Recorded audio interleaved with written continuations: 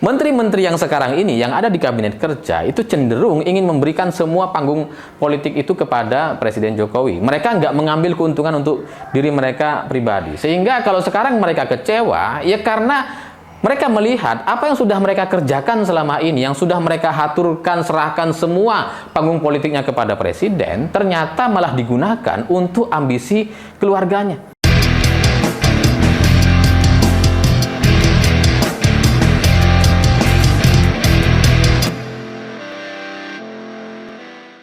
Selamat malam semuanya. Kemarin Pak Basuki bertemu dengan Pak Ganjar dan wajahnya ini terlihat sangat-sangat sedih sekali. Awalnya saya pikir Pak Basuki ini kelelahan, kecapean, atau baru dari perjalanan panjang yang kemudian membuat wajahnya jadi lesu. Karena orang yang sedih dan lesu itu kadang-kadang mirip gitu ya, kayak lemes gitu ya, dan capek gitu ya. Tapi ternyata dari beberapa foto yang kemudian muncul di media itu nggak ada satupun foto yang menceritakan bahwa Pak Basuki itu baik-baik saja gitu. Semuanya tuh murung, semuanya itu nunduk, sehingga dari sini saya melihat kayaknya Pak Basuki memang sedih sekali. Apalagi ini kemudian terkonfirmasi dari pernyataan Pak Ganjar ketika ditanya sama wartawan gitu ya. Memang kata Pak Ganjar ketika Pak Basuki itu bertemu pertama kali dan kemudian berjabat tangan dan memeluk, itu ketika pelukan pertama itu ada air mata yang menetes. Dan Pak Basuki kalau kita lihat dari foto yang beredar di media sosial itu nggak bisa melepaskan tangannya yang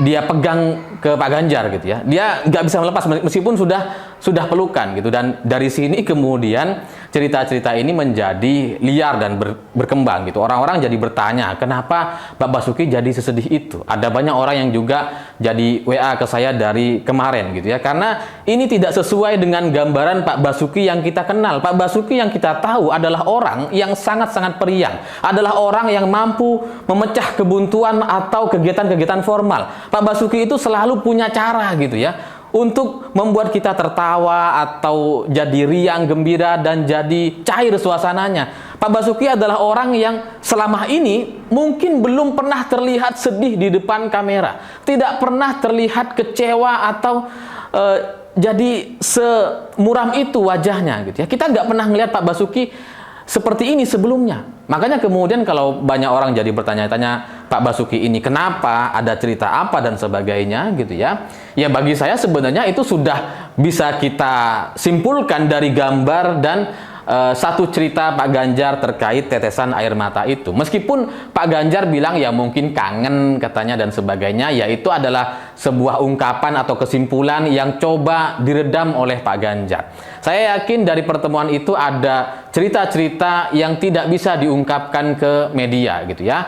Dan kalau soal kangen itu ya benar juga, Pak Ganjar mungkin juga kangen, Pak Basuki mungkin juga kangen, dan seperti halnya orang kangen kadang-kadang memang sampai meneteskan air mata. Tapi saya tidak pernah melihat cerita dua orang laki-laki yang sama-sama kangen terus kemudian sampai meneteskan air mata. Apalagi pertemuannya itu ya pertemuan yang nggak terlalu lama gitu ya. Ini bukan persahabatan yang kemudian beda benua, beda negara yang berpuluh tahun nggak ketemu sampai kemudian bisa meneteskan air mata karena saking kangennya. Ini kan pertemuan antara menteri dan Pak Ganjar sebagai gubernur Jawa Tengah atau mantan gubernur Jawa Tengah yang sebelumnya ini pernah ketemu gitu ya. Mungkin lama udah nggak ketemu, tapi ya bukan yang berpuluh tahun juga, sehingga tetesan air mata itu menurut saya mengandung cerita yang berbeda, dan itu bukan hanya sebatas kangen. Bisa saja Pak Ganjar menafsirkan oh ya mungkin kangen dan sebagainya, tapi bagi saya itu nggak bisa gitu. Karena kalau ada orang bilang bahwa satu gambar bisa senilai dengan ribuan kata, maka satu tetes air mata itu juga bisa senilai dengan ribuan rasa gitu. Karena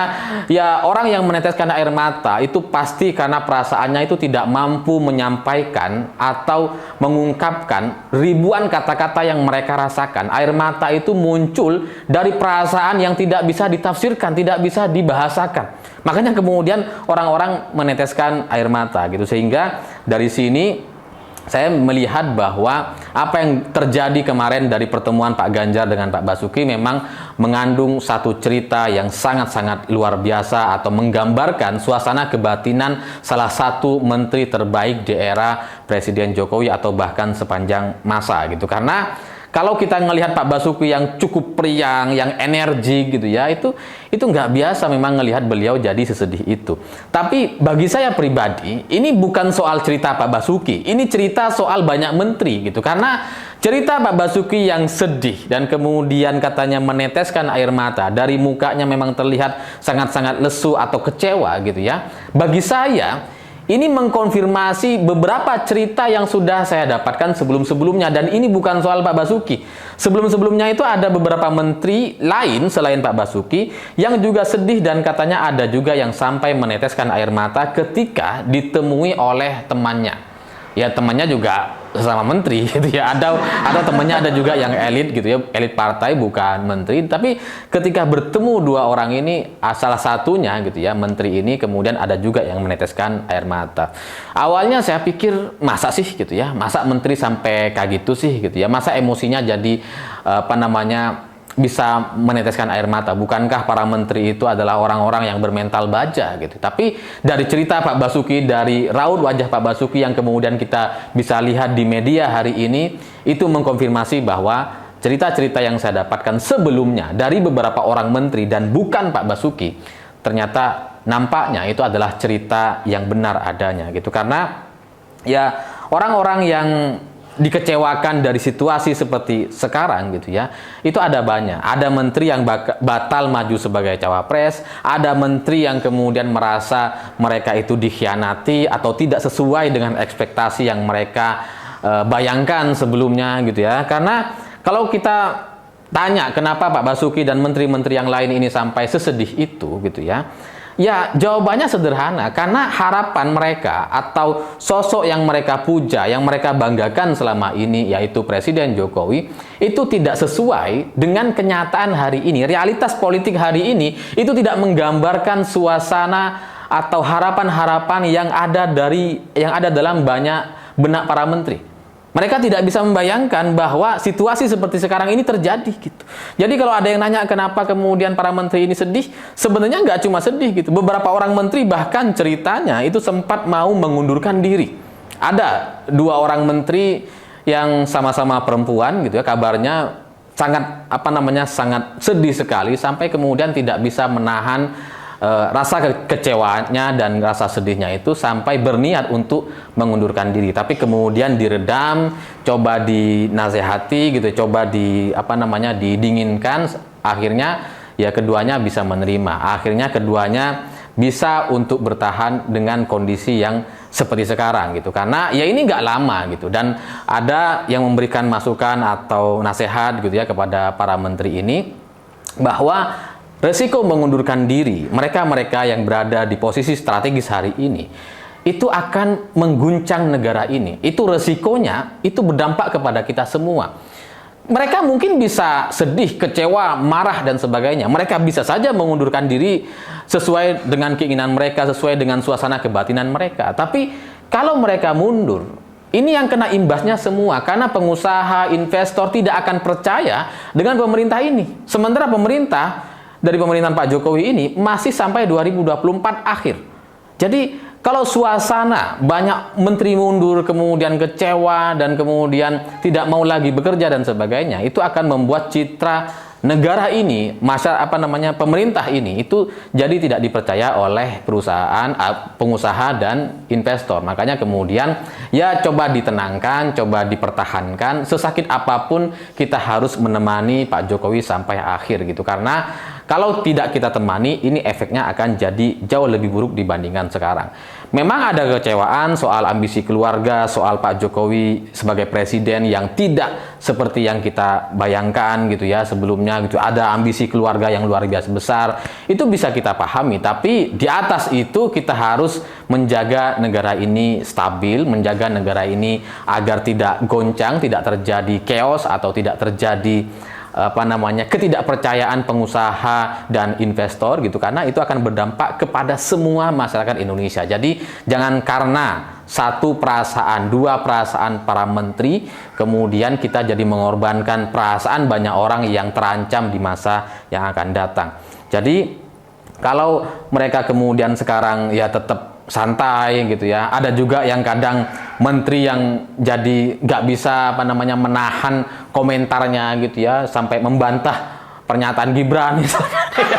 Itu karena saking nggak kuatnya gitu ya, itu saking jengkelnya. Tapi ya selama ini bahasanya masih terlihat ya nggak yang meledak-ledak gitu ya. Bahkan termasuk Pak Basuki yang sampai meneteskan air mata, yang terlihat sedih itu ya nggak ada bahasa yang keluar sedikit pun dari dirinya untuk menjelaskan suasana kebatinannya. Dan setelah ditanya sama wartawan dan sebagainya, setelah itu pun Pak Basuki terlihat cukup dewasa untuk menjelaskan beberapa pernyataan-pernyataan atau isu-isu yang berkembang hari ini. Seperti misalkan di Solo, kenapa kemudian ada banyak proyek-proyek di Solo, itu Pak Basuki tetap bisa jelaskan dengan tenang, meskipun sebenarnya suasana kebatinannya kayaknya lagi gak baik-baik saja gitu ya. Tapi buat orang-orang yang bertanya kenapa para menteri ini kecewa dan sedih, ya karena selama ini mereka tidak mengambil panggung sedikit pun dari kerja-kerja yang sudah mereka lakukan. Kalau kita ngelihat para menteri gitu ya, ini bukan dari kader PDI Perjuangan loh ya.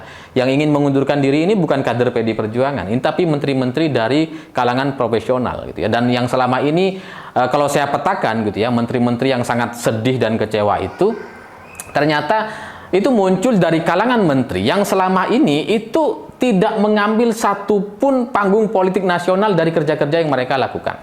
Misalnya gitu ya, Pak Basuki, ya kita fokus kepada Pak Basuki dulu karena yang muncul di media kan Pak Basuki. Yang lain-lain kan belum ada. Nanti kalau ada kita bisa ceritakan ulang gitu ya. Tapi anggaplah dari Pak Basuki. Pak Basuki ini yang membangun jalan tol, membangun infrastruktur, membangun aneka bandara, pelabuhan, waduk, jembatan, dan sebagainya. Pak Basuki berada di balik semua kerja-kerja besar pembangunan infrastruktur di era Presiden Jokowi. Dan kita tahu gitu ya, ketika pembangunan itu selesai, ketika waduk, bandara, jalan tol itu selesai, Pak Basuki itu berada di belakang layar, berada di belakang Pak Jokowi, gak pernah sedikit pun mengambil porsi untuk mengklaim kerja-kerja besar yang sudah beliau lakukan. Beliau tidak pernah cerita soal lelah dan capeknya mengerjakan proyek-proyek jalan tol atau proyek-proyek strategis nasional. Mereka, Pak Basuki dan timnya itu berada di belakang dan tidak mengklaim apapun itu. Ketika proyek-proyek ini selesai, diresmikan, semuanya diserahkan kepada Pak Jokowi. Panggung politiknya sepenuhnya diserahkan kepada Pak Jokowi. Dan menteri-menteri yang lain, itu juga kurang lebih sama gitu ya. Para menteri ini nggak mengambil keuntungan untuk elektabilitas pribadinya, tidak untuk personal branding pribadinya. Karena terakhir dari menteri-menteri yang secara elektabilitas atau mendapatkan dampak dari kerja-kerja yang mereka lakukan, yang namanya jadi mencuat di era pemerintahan Pak Jokowi, itu terlihat jadi negatif atau disingkirkan pada akhirnya, atau bahasa lainnya dipecat, seperti misalkan Ibu Susi Pujiastuti atau Pak Johan ya. Jadi kalau bukan Pak Johan, Pak Jonan gitu ya, itu kan ya namanya itu sangat dibicarakan di masyarakat. Tapi karena kerja-kerjanya bagus, tapi kemudian namanya juga jadi melejit gitu ya, itu akhirnya jadi tersingkir. Yang tersingkir karena kasus korupsi juga ada gitu ya, menteri-menteri dari Nasdem. Kemudian ada juga yang tersingkir karena nggak bisa kerja, misalkan Anies Baswedan, misalkan ada juga. Tapi ada juga menteri yang karena namanya jadi mencuat dan dibicarakan gitu ya, itu kemudian tersingkir. Nah, menteri-menteri yang sekarang ini yang ada di kabinet kerja itu cenderung ingin memberikan semua panggung politik itu kepada Presiden Jokowi. Mereka nggak mengambil keuntungan untuk diri mereka pribadi. Sehingga kalau sekarang mereka kecewa, ya karena mereka melihat apa yang sudah mereka kerjakan selama ini, yang sudah mereka haturkan, serahkan semua panggung politiknya kepada Presiden, ternyata malah digunakan untuk ambisi keluarganya.